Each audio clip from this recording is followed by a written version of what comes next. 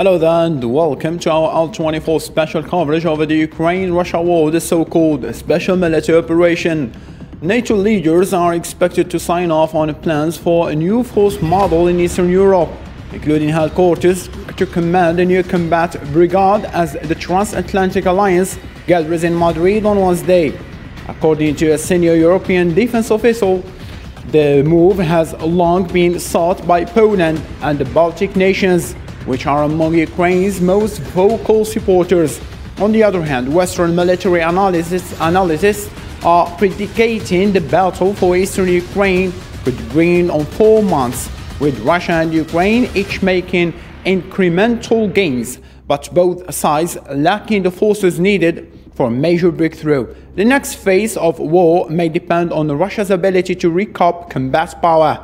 From the captured eastern city of Severodonetsk, analysts from the Institute for the Study of War, a Washington-based think tank, said that in the latest statements. To analyze all this information, I'm joined live via Skype platform by Dr. Alexandra Vyachenkov from Ukrainian international lawyer from United Kingdom, and Mr. Karol Verikan, a political analyst and contributor to Schiller Institute from France. As in our studios, Mr. Hussein Burkan, our L24 News. Gentlemen, my lady, thank you so much for accepting our invitation to this debate. The discussion begins right after this break.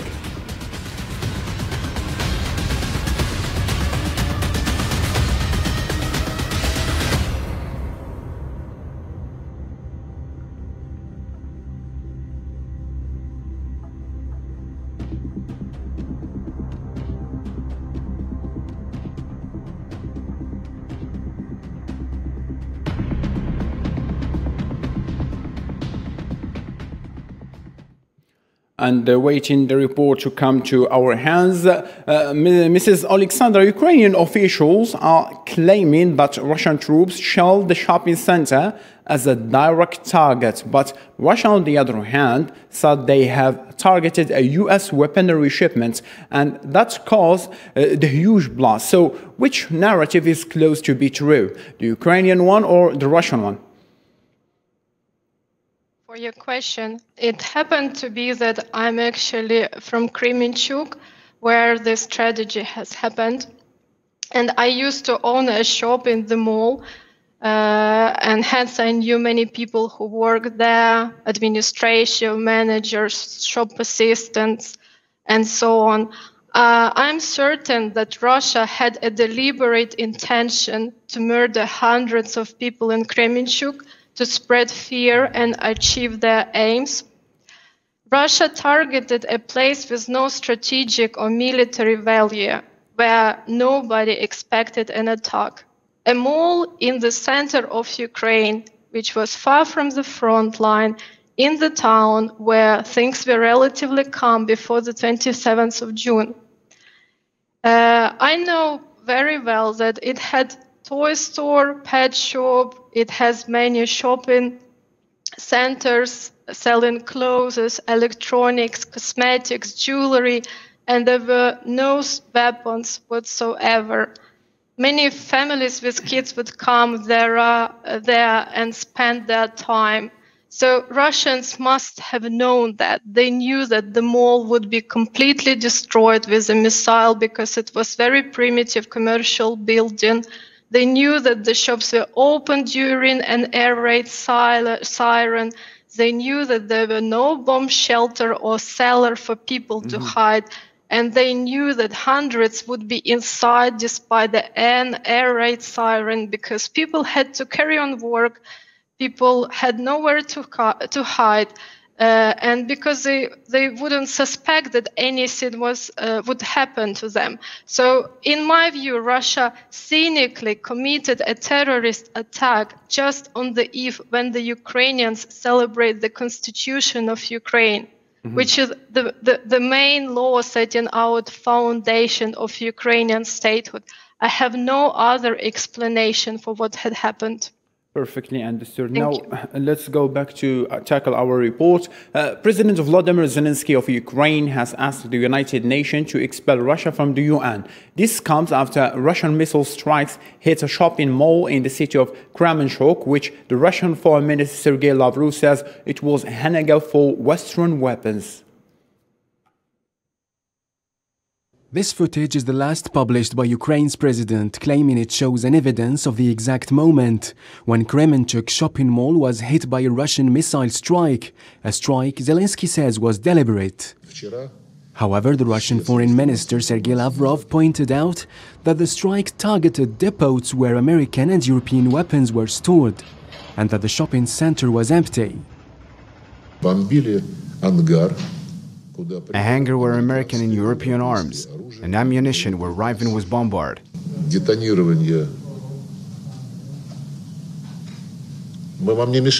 we bother you? Following the detonation of the ammunition, an empty shopping center nearby caught fire. Following the incident and next to the 15 member states of the UN Security Council, Volodymyr Zelensky urged the United Nations to expel Russia from the UN. It's imperative to establish the tribunal for investigating everything that Russian troops have done against Ukrainians. And there in Mykolaiv, in the southern of Ukraine, at least 3 people were killed and 5 wounded following a Russian missile strike on a residential building. Moscow says it was a training base for foreign mercenaries. The Russian armed forces continue to strike military facilities on Ukrainian territory. Within the last 24 hours, Russia's airspace forces has destroyed 4 command posts, including those of Kharkiv 1 and Kharkiv 2 territorial defense battalions near Kharkiv, as well as training base of foreign mercenaries near Mykolaiv.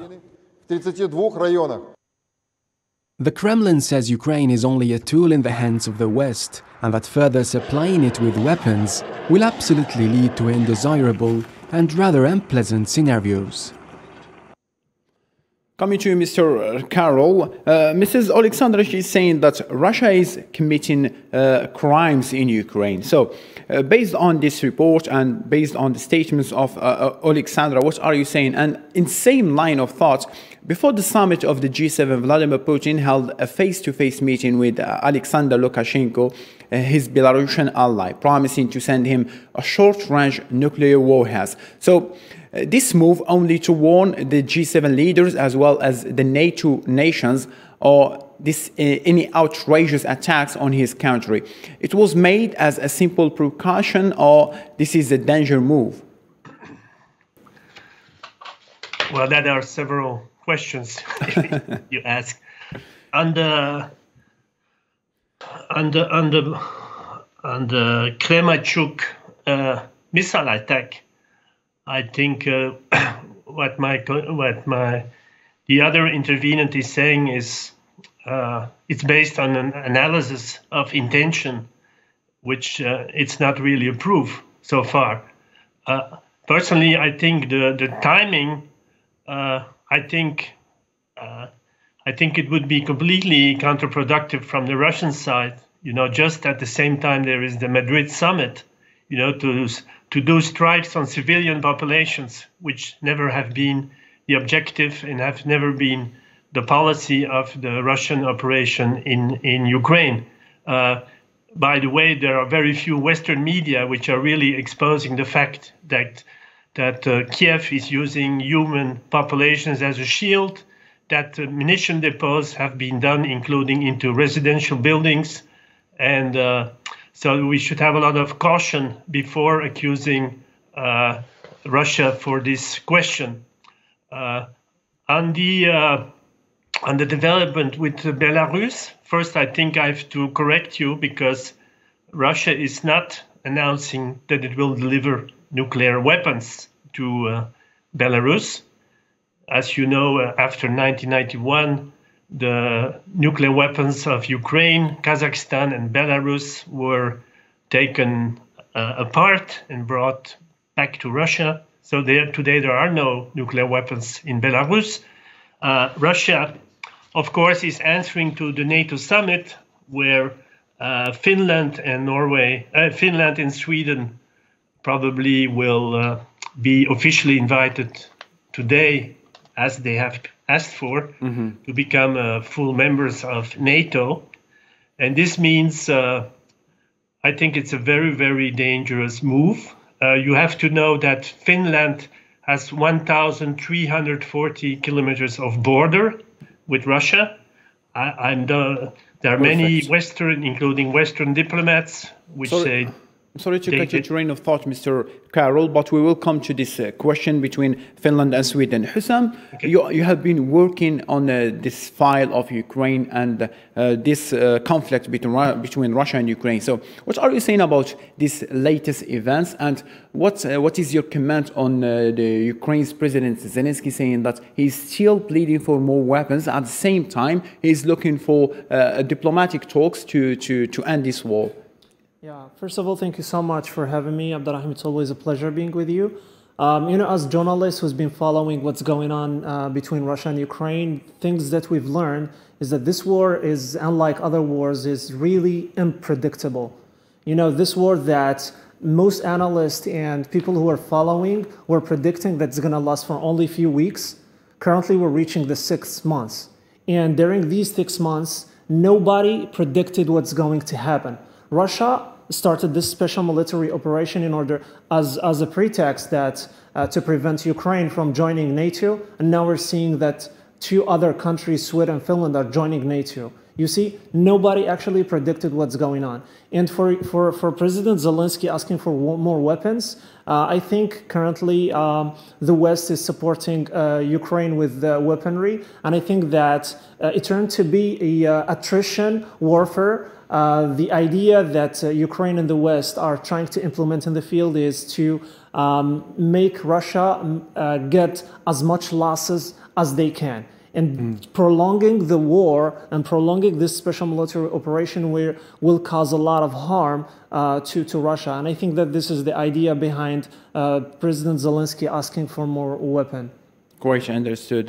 Mrs. Alexander, do you have something to comment on these statements?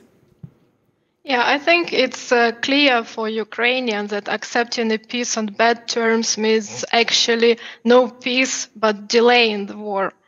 And this is evident by failed attempts to end the war with Russia following the annexation of Crimea and the war in Donbass, which was ongoing since March 2014. Ukrainians, in my view, feel that we have no other choice at this stage, and President Zelensky also needs to reflect on how Ukrainians feel about ending the war and whether they are prepared to do so on what Russia dictates at this present stage.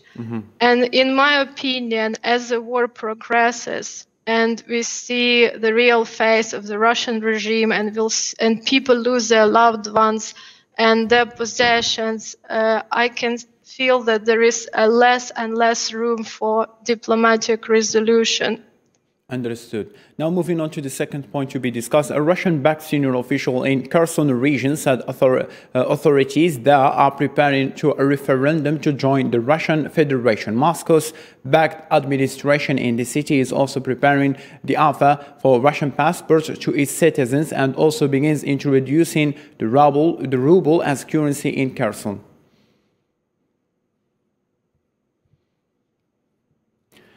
Coming back to you, Mr. Hussam. So, as a clear idea, don't you think that there is a split in Ukraine right now? Some of them are trying to join Russia for good. Can you just rephrase your question, Abdurrahman? I mean that people now and the citizens and, let me say, districts in Ukraine, especially those in the eastern part, the Donbass region, are trying to join Russia for good and became Russians. They are not trying to stay as Ukrainian as they are now, right now.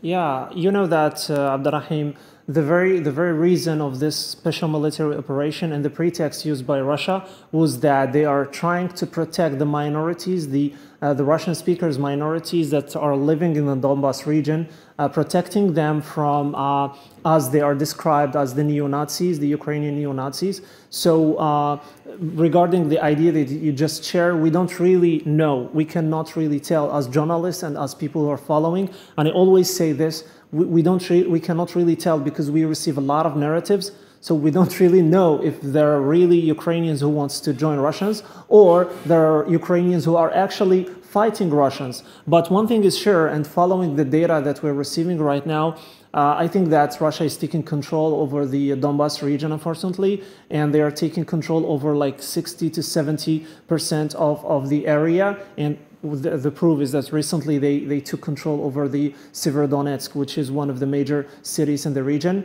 So the data that we're receiving shows that Russia is taking control, but at the same time there is fake news, there is the media war, so we cannot really tell what's going on in the field. We can just analyze the data that we're receiving, and at the end we try to get the narrative which is closer to the truth. Quite understood. Thank you so much, Mr. Hassan, for this clarification. Now, before coming to you, Mr. Carroll, let's tackle this report based on the NATO latest. The NATO countries meeting at the summit in Madrid will officially invite Sweden and Finland on Wednesday to join the alliance after lifting of the Turkish veto on their membership on Tuesday evening. NATO Secretary General Jens Stoltenberg announced that Sweden and Finland's admission to NATO will take place today, Wednesday. Stoltenberg added in a statement during his speech at the opening session of the second day of the 32nd summit of NATO, which is currently being held in Spanish capital Madrid, that the process of Finland and Sweden's accession to NATO is proceeding at an unprecedented speed, and the date of their membership depends on the ratification of the accession protocol and the ratification of the 30 parliaments. We will make a decision today, or at least at the summit, to invite Finland and Sweden to become members. That's unprecedented quick. I think you can hardly find any other accession process with so few weeks between the application that happened mid-May and the invitation that will happen now. Then, of course, after the invitation, we need the ratification process in 30 parliaments. That always takes some time, but I expect also that to go rather quickly, because allies are ready to try to make that ratification process happen as quickly as possible. For his part, British Prime Minister Boris Johnson described the accession of Finland and Sweden to NATO as a major step forward. First lesson really from today is that if Vladimir Putin was hoping that he would be getting less NATO on his western front as a result of his unprovoked illegal invasion of Ukraine, he's been proved completely wrong. He's getting more NATO. This is a historic summit in many ways, but we've already got two new members coming in, Finland and Sweden, a huge step forward for our alliance. This decision came after Turkish President Recep Tayyip Erdogan has obtained full cooperation from the two Nordic countries against the Kurdish PKK fighters and their allies. Turkey has agreed to the entry into NATO of Finland and Sweden after more than 3 hours of discussions Tuesday in Madrid on the sidelines of the summit of the Atlantic Alliance.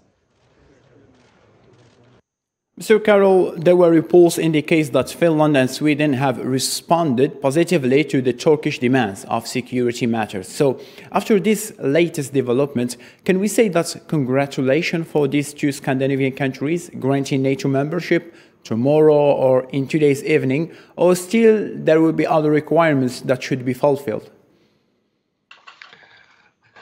Well, in my view, NATO is like the sinking Titanic.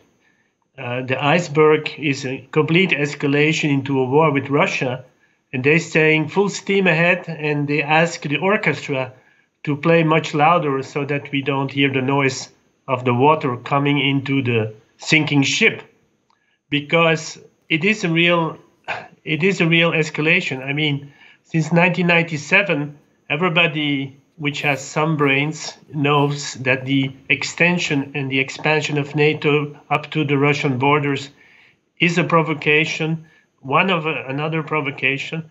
So we cannot, even former diplomats of NATO, like Robert Hunter, who actually called to scrap the summit altogether, said it is a very bad idea. Finland, this means 1,340 kilometers of border with Russia. So NATO will now have a border which it cannot defend. I mean, this is a Finland is not just a name, it's a real physical country with physical borders. And if the NATO member states have to deploy troops to defend these borders, I think it will be very, very difficult. And the decision is to become more and more a target of strikes and responses from Russia. So I don't think that's the way to go. Understood. Coming back to you, Mrs. Alexander, NATO summit is being held in Madrid from 28th to the 30th of June. NATO Secretary Jens Stoltenberg said that last week that Ukrainian president should attend the alliance summit. So what will change for Ukraine now after granting an EU candidate status last week? Will this candidacy grant Ukraine more aid from other nations? Will Ukraine be a part of NATO in the nearest future? Rahim, as you know, Ukraine also wants to join NATO. It submitted its application back in 2008, about 14 years ago, and has never withdrawn it. It has been knocking the door, but the ball is in NATO's court. Whether it will change with the Ukraine candidate status, I don't know. But as you know, in his speech addressing NATO, President Zelensky called on the alliance to help to stop Russia's terror against peaceful Ukrainian cities and find a room for Ukraine in the common security space. Plainly, Ukraine wants its partners to provide more modern weapons, missile defense, and any other support needed to end the war.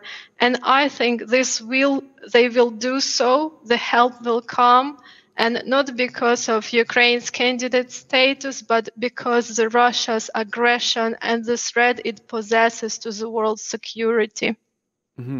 Quite understood. Now, before ending up, let's tackle the Biden speech. In a meeting with King Philip via of Spain, U.S. President Joe Biden said that NATO allies are ready to face Russia's threats after what he considered to be the most significant abuse of power since the Second World War II, adding that there is a struggle between atrocities and democracies. We are ready to face the threats of Russian aggression because, quite frankly, there's no choice. It's been the most significant abuse of power since World War II and an invasion of that many people into another country in Europe. Some people thought that was not likely to happen again, but it did. But we responded. We responded in unison. So we have to stay together. The unity is important, and I think we're off to a very, very good start, demonstrating the power of democracies in the second quarter of the 21st century. Because there is a contest between autocracies and democracies, and we have to succeed. Mr. Carroll, in one hand, there is the NATO alliance, which is very strong and its principle made on the military alliance. On the other hand, there is the BRICS, grouping of Brazil, Russia, India, China, and South Africa, made on the idea of a new world order based on the equivalence. In your mind, will this alliance work? Oh, absolutely, because people are looking for an alternative. The war conflict over Ukraine has tried to redivide the world in two single blocks with friends and enemies. And there is a huge part of the world which is not applying the sanctions, they don't want to be taken hostage to this conflict, and they want create a new framework for international cooperation, mutual win-win development, and through this way create a solid basis for peace. So I thought it was quite successful. There are the new initiatives, the global development initiatives of China, but also there have been new people joining. Not everybody wants to join NATO. For example, Iran, Argentina have demanded to really become members of the BRICS, and which some people thought it didn't exist any longer, for a very simple reason that they don't want to be, they want a multipolar world where there are several decision powers, including India, China, Indonesia, major powers, which in this century will play a very big role. This will build up to the Bandung conference in October in Indonesia, where we probably will see much bigger developments of and intensification of this kind of cooperation. Mm-hmm. Quite understood. Mrs. Alexandra, don't you think that US and Western leaders are trying to take the war to a no-ending point between the East and the West? Why they are not trying to de-escalate, I mean finding a way out from this war by diplomacy? Why all this tension? Rahim, as I explained to you, from the Ukrainian perspective, we are under attack and we simply have no other choice. I'm pretty sure that if there was a very slim chance for diplomacy, we would have exploited. But as I said, ending war on bad terms for Ukraine means just postponing war, which we just simply can't afford at the moment. Mm-hmm. Okay, there is a question, since you are both in Europe, that you will have to answer. Europe's unity over the war in Ukraine is at risk as public attention increasingly shifts from the battlefield to cost of living concerns. A survey in 9 EU member states found that despite strong support across Europe for Ukraine's bid to join the EU and the West's policy of cutting ties with Moscow, many voters in Europe want the war to end as soon as possible, even if that means Ukraine losing territory. What are you saying about this, Mr. Carroll? Well, people somehow are astonished. You know, we're closing down the emergency rooms in the hospitals because we say we have no money, we have no trained personnel. We're blocking the wages of the people doing the basic services of cleaning, transportation, doing their everyday job. There is so-called no money. And every day we hear the President of the United States and the European Union announcing they're going to give millions and millions to produce war material and weapons, which in the end are not, they don't generate real prosperity and peace, you know. So I think many people, on top of this, France has a tradition which was before under General de Gaulle to be outside of NATO and to have an independent force of deterrence, which made France a force which could negotiate to be an intermediary for peace and détente. Since Sarkozy, we are back in the integrated command of NATO, which means we're becoming again a colony of the United States, and we have to follow to be the good pupils of the school, you know. So many Frenchmen don't agree at all. They want national unity at home, and they want unity and cooperation on a world scale. Mm-hmm. Quite understood. Mrs. Alexandra, in Europe there is a split idea between joining NATO. For instance, in France, there is a movement that calls for stepping out from NATO. And even in Spain, where the meeting is held, there were demonstrations saying that we are not a member of NATO anymore. So why Ukraine is trying to join NATO? On the other hand, other nations are trying to go back from NATO. I think that Ukraine feels that we are weak. We will be stronger as part of the alliance. And in fact, if alliance had more willingness to step in and help Ukraine out in this war, we might have been able to finish it earlier. Because everything we want just to stop the war on terms which Ukraine wants, to defend our territories, to defend our people. and to resolve this conflict for good. Based on this idea, and the sanctions were imposed on Russia, they harm all the other European countries, not only Russia. And mostly important from that, Germany. In Germany, people are suffering from these sanctions. So, as a Ukrainian, will you accept the salvation of Ukraine based on the collapse of another nation? I don't think we are there yet. I don't really think there is any chance for European Union or any nations collapsed just to save Ukraine. And in my view, Europe is still showing quite huge support to Ukraine. And in fact, the survey shows that 59% prioritize the defense of values such as freedom and democracy over containing consumer prices. Thank you so much for this clarification. Mr. Carroll, a couple of words to put an end for this show? Well, I think we should do the impossible or try to find another planet. And the impossible is that what seems apparently opposing interest, on a higher level can find a new solution. The Schiller Institute has been proposing a new Bretton Woods to solve the international financial crisis and to refound the cooperation between East and West on mutual understanding and a cultural dialogue into which Ukraine would be fully welcomed and can play a very important role because it has large scientific capacities and we absolutely have to join hands over our differences and build a better world because it is possible. Let's do it. Mr. Caro from France, Mrs. Alexandra from United Kingdom, thank you ever so much for participating with us in this debate. Thank you, dear viewers, for keeping it here with us on L24 News. Take care and have a blessed day.